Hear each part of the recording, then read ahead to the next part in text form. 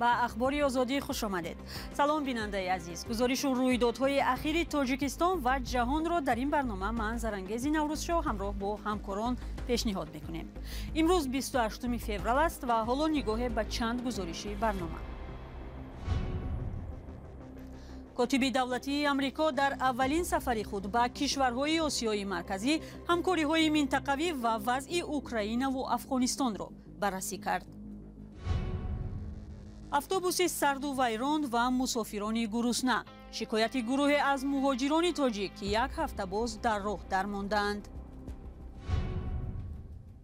و کودکان دهه مرزی خواجه اعلی که شاهد درگیری ها شدند اولین بار به باغچه بچگان می روند.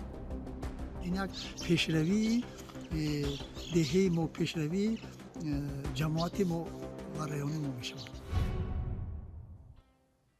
انتونی بلینکن کاتب دولتی آمریکا با سفری رسمی در استونه قرار دارد. تا این ساعت ملاقات او با رهبریت قزاقستان و وزیران امور خارجه کشورهای آسیای مرکزی در حاشیه 35+1 برگزار شد.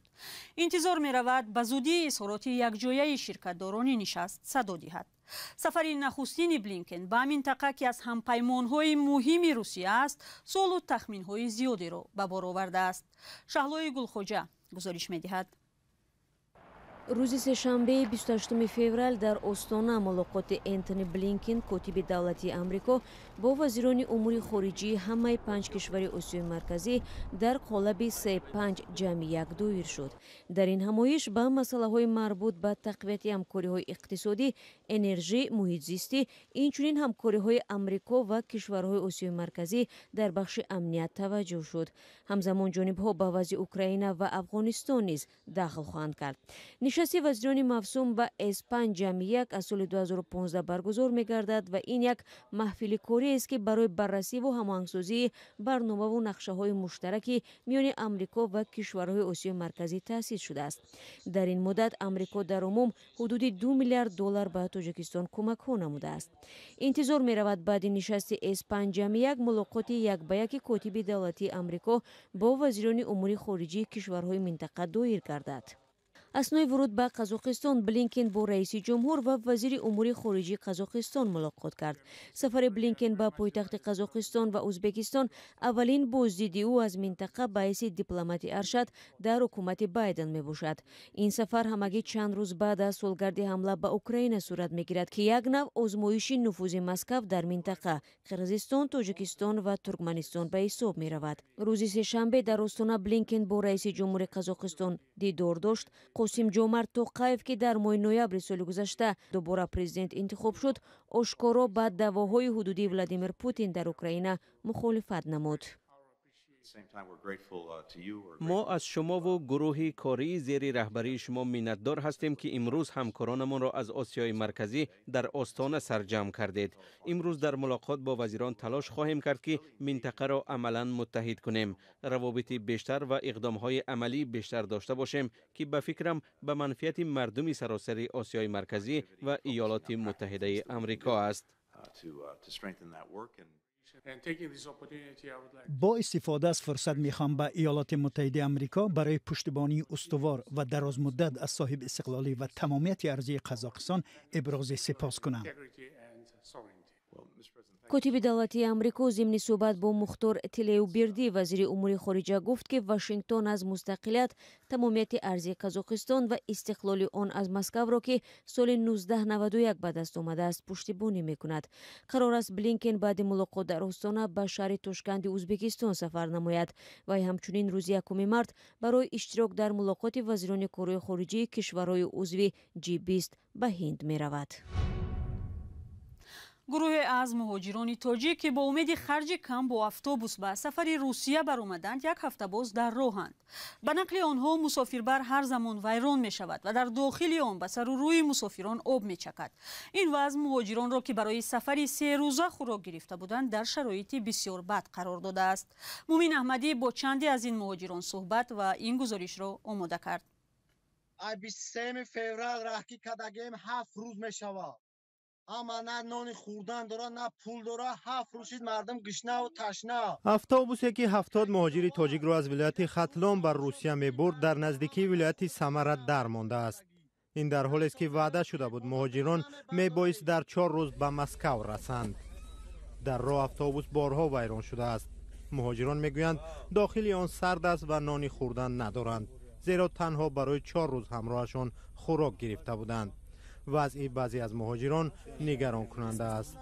شاو در برفی در بیرون ماندگیان مردم گیره میکنند. کودکای 1.5 ساله 3 ساله 7 ساله هستند.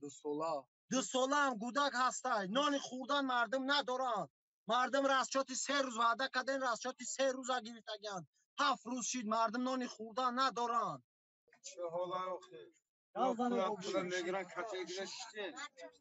خالمومین حقنظرов با 13 عضو خانواده‌اش از ناحیه جلال‌الدین بلخی به مسکو سفر دارد. نبیره‌هایش بیمار شدند. چیلر که خلق خیلی پرید کرده. آخه بلیط سامانات پول نیست که ما سامانات خریدیم. اساساً مهاجران در اتوبوس سفر میکنند که برای خریدن بلیط هواپیما پول ندارند. آنها بلیط اتوبوس را از 1100 تا 1300 سامانی خریدند که چند برابر از هواپیما ارزان تر است. این همین جا اومدیم بلیط گرفتیم، بلیط فرو این همین اینستاگرام فرستادیم، بلیط گرفتیم 1300 سوم گفت. سومش دادم این همین ازبکستان گذاشتیم دیگه اصلش همین چگونه نگذاشت. مهاجران میگویند این اتوبوس 52 جای نشست دارد ولی در آن 69 نفر را سوار کردند. بعضی مجبورند تا مسکو راست ایستاده سفر کنند. دلوار حقنظرov نماینده شرکت سیری لحظه دنیا که مهاجران را بر روسیه میبرند در صحبت با رادیو آزادی گفت مشکلی تکنیکی پیش آمد و زود حل کردند. او گفت در تجربهشان باری اول است که اتوبوسشان در راه از کار میماند ولی تلاش دارند زودتر مهاجران را به مسکو رسانند. صدها هزار مهاجر تاجیک طریق اتوبوس، قطار و هواپیما برای کار بر روسیه می روند. اما مثل این گروه مهاجران نه همیشه راهشان هموار است. اخباری آزادی رو ادامه می‌دهیم. در شهرهای کلانی تاجیکستان به سنجش تاب‌آوری بیناهای نوساخت و بلندآشیانه شروع کردند. با فرمانی رئیس کمیته ساختمان یک کمیسیون مخصوص تأسیس یافته است که تا میانه‌های ماه مارس بلندآشیانه‌های کشور را میسنجند و معلوم می‌کنند که تا کجا با زلزله‌های شدید تاب‌آورند. تفتیش در بیناهای گذرانیده می شود که 5 سال اخیر ساخته شدند. ساکنان و متخصصان می گویند این کار باید بر وقت انجام می شد. سروناز روح‌الله و شهلای عبدالله گزارش می دهند. گروه کاری ویژه سنجش بیناهای نوساخت و بلندآشیانه را برای تاب‌آور بودن به زمین لرزه شروع کرده است. مقامات تاجیک این تصمیم خود را بعد از زمین لرزه شدید در ترکیه و سوریه اعلام کردند. سالهای اخیر در شهر دوشنبه بیناهای بلندآشیانه قد افروخته سیمای پایتخت تاجیکستان را به کلی تغییر می‌دهند. طبق نقشه کلی یا به اصطلاح گیم پلان باید بیناهای 2، 3 و حتی 4 آشیانه تخریب شده جای آنها را بیناهای بلندآشیانه گیرند.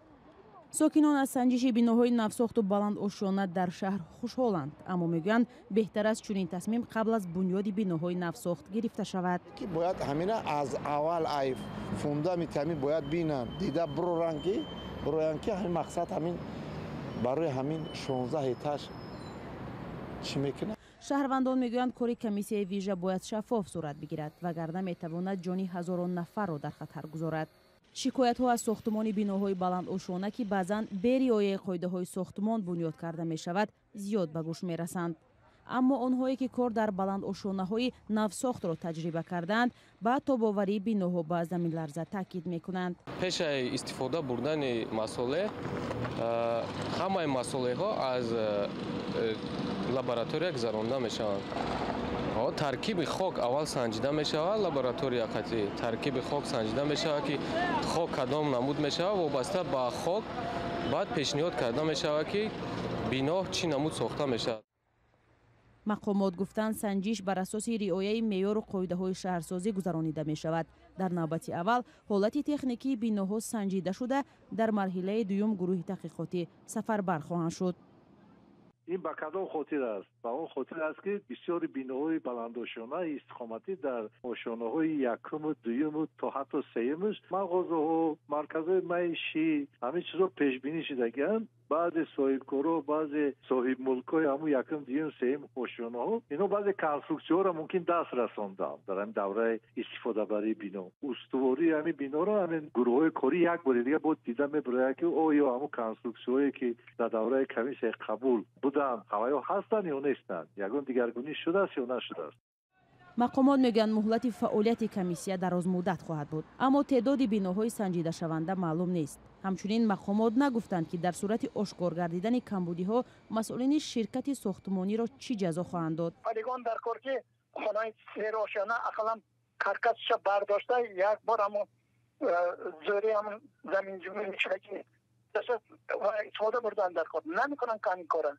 تحلیلگران این تصمیم مقامات را جدی نمیدانند. آنها میگویند در صورت آشکار شدن کمبودی‌ها مقامات باید ساکنان را از چنین بیناها بیرون کنند، ولی در شرایط فعلی تامین آنها با منزل زیست امکان ناپذیر است. سرمایه‌گذاران و اجراکنندگان طرح بین‌المللی کاسه 1000 که قرار است با بنیاد خط بلند شدت برق تاجیکستان و قرقیزستان را تا پاکستان رسانند، ظاهراً فهمیدند که باید برای تحکیم همسایگی نیک و ثبات وضع در منطقه‌های مرزی برنامه‌های اجتماعی را نیز راه‌اندازی کنند. انتظار می رود چنین انشاءات دشواری‌های ساکنان مرز را سبک کند و همگرایی اهالی در اینجا مدد رساند. خبرنگار منطقوی ما فرزان محمدی برخی از چنین انشاءات را از نزدیک دید و گزارش او را ببینید. در دهه مرزی خواجه اعلی به زودی نخستین باغچه بچگان باز می شود. این دهه از چند طرف با محله‌های قرغیزنشین چسبیده صحنه درگیری‌ها نیز شده است. تا حالا در اینجا چنین مؤسسه برای کودکان تا مکتبی وجود نداشته است.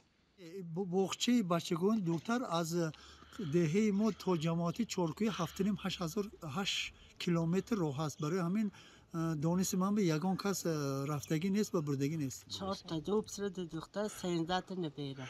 مثلا شاید نبیرهاتون بعضی حلقه مکتب میره ده؟ همش مکتب، 3 تاش خواننده. مثلا تو مکتب رفتن آنها علم و فن مثلا نوشتن از کجا یاد میگرفتن؟ خودم یاد میته خواننده. دهه خواجه الان نزدیک به 4000 اهالی دارد. از روی لایحه کاسه 1000 در این باغچه برای کودکان 2 گروه تشکیل شده، جمعاً نزدیک 100 بچه در اینجا به تعلیم و تربیت فرا گرفته می شوند. یک مؤسسه دیگری آموزشی در دهه مرزی سامانیان ساخته می شود. حالا در اینجا ساختمان ادامه دارد. ماه سپتامبر در آن بیشتر از 200 خواننده را قبول خواهند کرد.